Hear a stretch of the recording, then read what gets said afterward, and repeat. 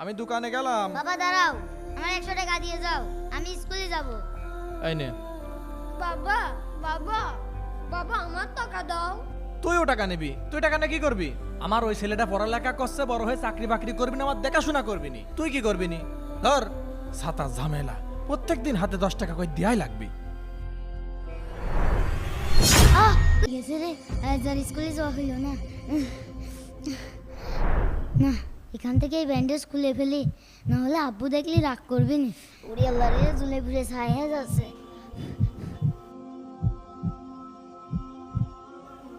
ভাই জুনাইদ, কি ভাইয়া? ভাই 1 গ্লাস পানি আনতো। আচ্ছা।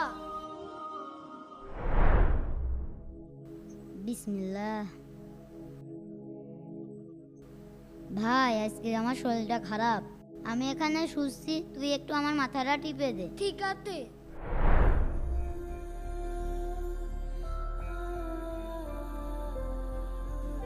আরে ব্যান্ডেজ কোথা থেকে আসলো? জুনায়েদ, ভাইয়া এই নাও তোমার নতুন জুতা। নতুন জুতা? তুই টাকা কোথায় পেলি? ভাইয়া আমি বাবার দেওয়া 10 টাকা আমি প্রত্যেকদিন জমা করতাম, ওই টাকা দিয়ে তোমার জন্য জুতা কিনেছি। প্রিয় দর্শক, আব্দুল আওয়াল এবং জুনায়েদকে যারা ভালোবাসেন তারা অবশ্যই ভিডিওতে লাইক করবেন।